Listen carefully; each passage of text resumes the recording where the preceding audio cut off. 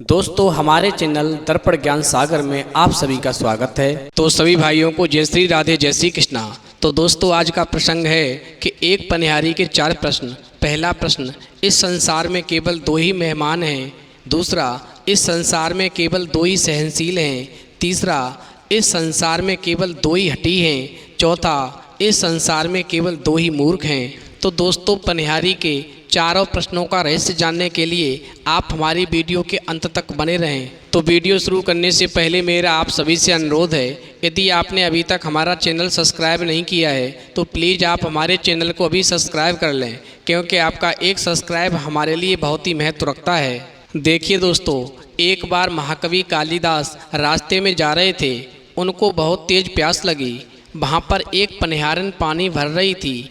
दोस्तों कालिदास बोले, माते पानी पिला दीजिए, बहुत पुण्य होगा। मुझे बहुत तेज़ी से प्यास लग रही है, मेरा हल्क सूखा जा रहा है। दोस्तों कालिदास की बात सुनकर के वो पनिहारन कहने लगी, बेटा मैं तुम्हें जानती नहीं हूँ, अपना परिचय दो। यदि आप अपना परिचय दोगे तो मैं आपको पानी अवश्य पिला दूंगी। दोस्तों पनिहारन की बात सुनकर के कालिदास ने कहा कि माते मैं मेहमान हूँ, अब कृपया आप मुझे पानी पिला दें। दोस्तों पनिहारन कहने लगी, तुम मेहमान कैसे हो सकते हो? इस संसार में तो केवल 2 ही मेहमान हैं, पहला धन और दूसरा यौवन। इन्हें जाने में समय नहीं लगता।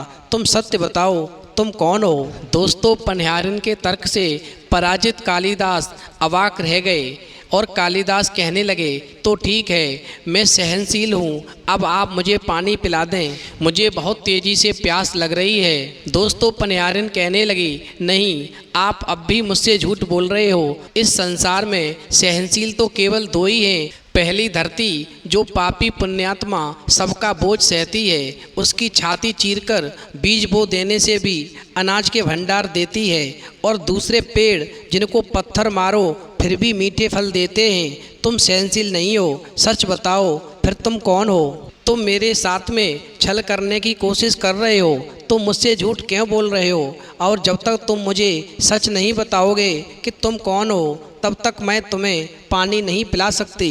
दोस्तों उस पनिहारन की बात सुनकर के कालिदास एकदम से मूर्छा की स्थिति में आ गए और तर्क वितर्क से झल्ला उठे और फिर बोले, यदि तुम जानना चाहती हो कि मैं कौन हूँ तो सुनो, मैं हठी हूँ। दोस्तों जब कालिदास ने कहा कि मैं हठी हूँ तो पनिहारन कहने लगी, तुम फिर झूठ बोल रहे हो। इस संसार में हठी तो केवल 2 ही हैं, पहला नख और दूसरे केस। इन्हें कितना भी काटो ये बार बार निकल आते हैं। तुम मुझे सत्य बताओ कि तुम कौन हो। जब तक तुम मुझसे झूठ बोलते रहोगे मैं तुम्हें कदापि पानी नहीं पिला सकती। जब तक तुम मुझसे झूठ बोलते रहोगे तब तक मैं तुम्हें कभी पानी नहीं पिलाऊंगी। दोस्तों पनिहारन की बातों से कालिदास जो थे वो अपमानित और पराजित हो चुके थे।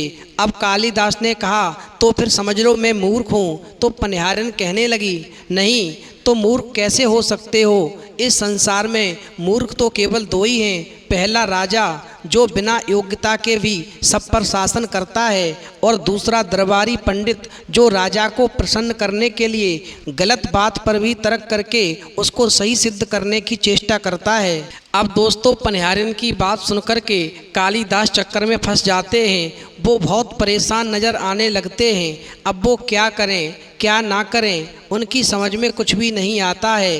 कुछ बोल न सकने की स्थिति में कालिदास वृद्धा पनिहारन के पैरों पर गिर जाते हैं और पानी पीने के लिए उस पनिहारन से याचना करने लगते हैं। दोस्तों जब कालिदास ने उस पनिहारन से पानी पीने के लिए याचना की, उनके पैरों में गिर कर के गिड़गिड़ाए, तो वो पनिहारन कहने लगी, उठो बेटे। दोस्तों आवाज़ सुनकर कालिदास ने जब ऊपर को देखा तो साक्षात माता सरस्वती वहाँ खड़ी थीं। दोस्तों सरस्वती माता को देख कर के कालिदास पुनः नतमस्तक हो गए। दोस्तों जब कालिदास माता सरस्वती के समक्ष नतमस्तक हो जाते हैं तो माता सरस्वती कहने लगती हैं कि शिक्षा से ज्ञान आता है, न कि अहंकार से। तुम्हारे अंदर बहुत बड़ा अहंकार हो गया है।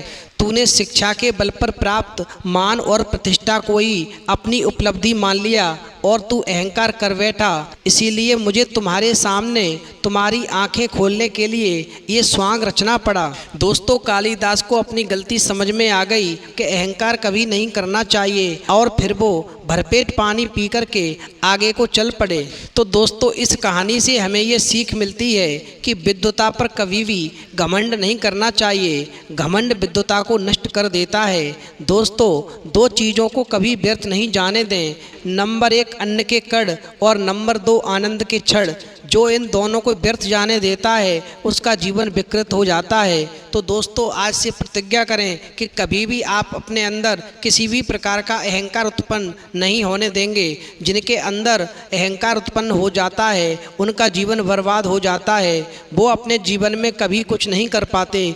इसलिए यदि आप ये चाहते हैं कि आपका जीवन बर्बाद होने से बचे और आप सुखमय जीवन व्यतीत कर सकें, तो आप अपने अंदर कभी भी अभिमान को नहीं पनपने दें। तो दोस्तों, यदि आपको हमारी वीडियो पसंद आई हो तो प्लीज़ आप हमारे चैनल को अभी सब्सक्राइब करें, क्योंकि आपका एक सब्सक्राइब हमारे लिए बहुत ही महत्व रखता है। दोस्तों, इस वीडियो में इतना ही।